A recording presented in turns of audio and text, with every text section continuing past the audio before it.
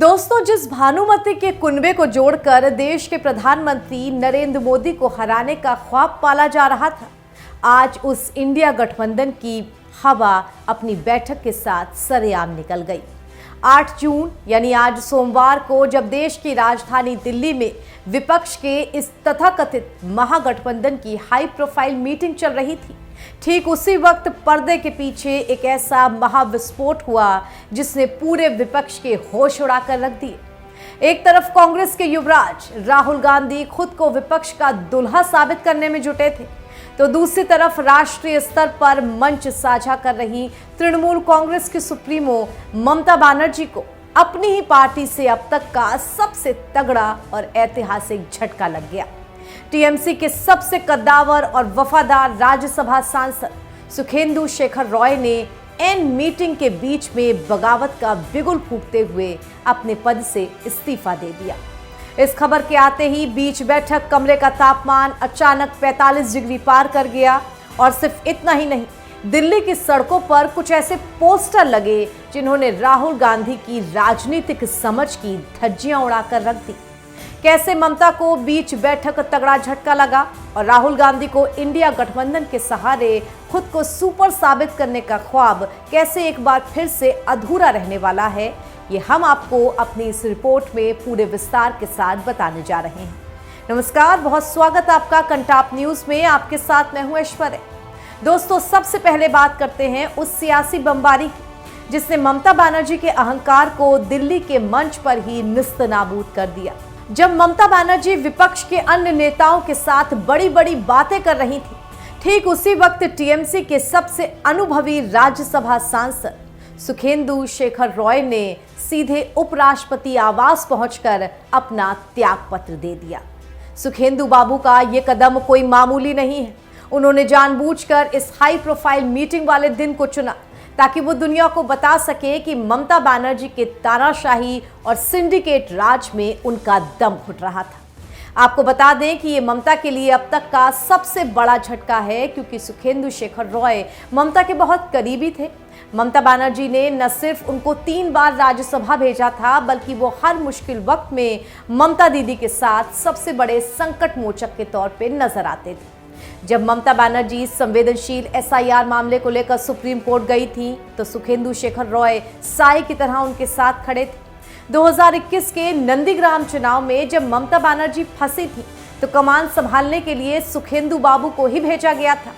लेकिन पार्टी के लिए अपना खून पसीना बहाने वाले इस सीनियर नेता को टीएमसी के नए नवेले और नौसिखिए नेताओं ने लगातार नजरअंदाज किया। इसी से वो अंदर ही अंदर आहत हो चुके थे। और रही सही कसर हाल ही में संपन्न हुए विधानसभा चुनावों में टीएमसी की करारी शिकस्त ने पूरी कर दी। इस हार के बाद सुखेंदु शेखर रॉय का गुस्सा 7वें आसमान पर पहुंच गया था।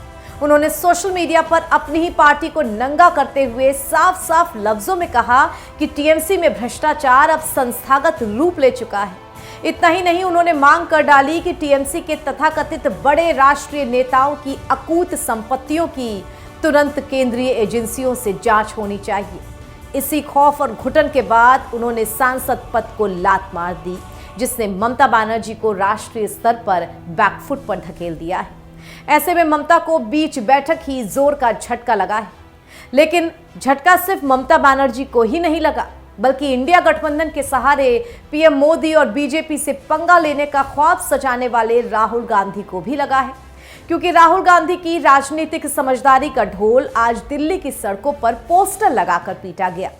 इंडिया गठबंधन की मीटिंग से एन पहले दिल्ली में जो पोस्टर्स लगे, वो किसी बीजेपी कार्यकर्ता ने नहीं लगाए थे, बल्कि उसमें खुद उन बड़े गठबंधन के बड़े बड़े कर्णधारों के वो पुराने बयान थे जो उन्होंने राहुल गांधी की काबिलियत पर दिए थे। राष्ट्रवादी कांग्रेस पार्टी के मुखिया शरद पवार के उस बयान का पोस्टर चमका, जिसमें उन्होंने कहा था कि राहुल गांधी में निरंतरता यानी कंसिस्टेंसी की भारी कमी है। महाराष्ट्र और हरियाणा में कांग्रेस का बट्टा बैठाने के बाद पवार का ये सच आज फिर दिल्ली की दीवारों पर चीख रहा था। माकपा के कद्दावर नेता और केरल के पूर्व मुख्यमंत्री विजयन का पोस्टर तो और भी जानलेवा था। विजयन ने सरेआम कहा था कि राहुल गांधी राष्ट्रीय स्तर के नेता जरूर हैं, लेकिन उनमें इतनी भी समझ नहीं है जितनी कांग्रेस के एक आम अदना से कार्यकर्ता में होती है।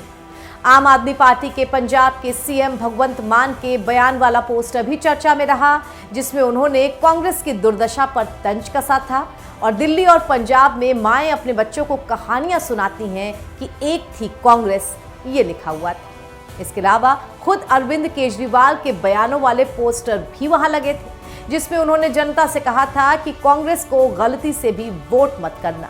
अब आप खुद ही सोच लीजिए, जिस दुल्हे की काबिलियत पर उनके खुद के बाराती इस कदर थू-थू कर रहे हों, वो मोदी जैसी मजबूत और अनुशासित राजनीतिक शक्ति से मुकाबला करने के ख्वाब देख रहा है। हालांकि जैसे ही ये पोस्टर वायरल हुए, तुरंत ही कुछ लोगों ने इन पोस्टर्स को फाड़ दिया, लेकिन सवाल ये है कि क्या पोस्टर फाड़ने से सच छिप जाएगा? कांग्रेस दावा कर रही है कि इस बैठक में 23 दल शामिल हुए, लेकिन हकीकत की खिड़की खोलकर देखिए तो अंदर सिर्फ सन्नाटा और अविश्वास है। आम आदमी पार्टी के चीफ अरविंद केजरीवाल ने इस महत्वपूर्ण बैठक से पूरी तरह किनारा कर लिया। वहीं दूसरी तरफ दक्षिण के मजबूत स्तंभ और डीएमके प्रमुख एमके स्टर्लिन भी कांग्रेस आला कमान से बेहद खफा है।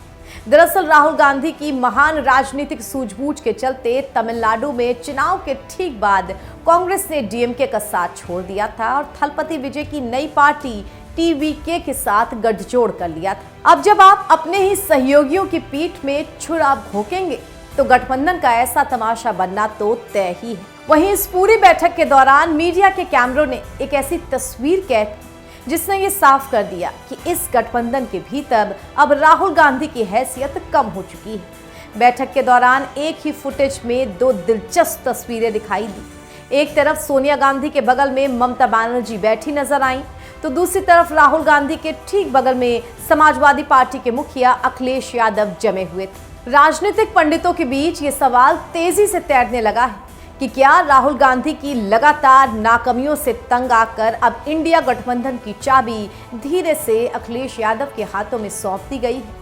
उत्तर प्रदेश में कांग्रेस की बैसाखी बनकर उभरी सपा अब राष्ट्रीय स्तर पर ड्राइविंग सीट पर आने की कोशिश कर रही है। साल 2027 में उत्तर प्रदेश के विधानसभा चुनाव होने हैं और अखिलेश यादव अच्छे से जानते हैं कि राहुल गांधी की अपरिपक्व लीडरशिप के भरोसे वो योगी आदित्यनाथ के अभेद किले को नहीं ढा सकते। इसीलिए अब गठबंधन का रिमोट राहुल गांधी के हाथ से निकलकर अखिलेश यादव के पास पहुंचता दिखाई दे रहा है। तो दोस्तों, कुल मिलाकर इंडिया गठबंधन कोई नीतिगत या वैचारिक गठबंधन नहीं है, बल्कि ये निजी स्वार्थों, भ्रष्टाचार को छुपाने की कोशिशों और महत्वाकांक्षाओं की एक ऐसी ढीली गांठ है जो एक हल्के से झटके से खुल जाती है। जहां ममता बनर्जी खुद अपनी पार्टी के सांसदों का भरोसा खो चुकी हैं, जहां राहुल गांधी की समझ पर खुद उनके सहयोगी पोस्टर लगाकर हंस रहे हैं, वहां देश की जनता इन पर कैसे भरोसा कर सकती है? ये गठबंधन 2027 की तैयारी कर रहा था या 2029 की, ये तो वक्त ही बताएगा।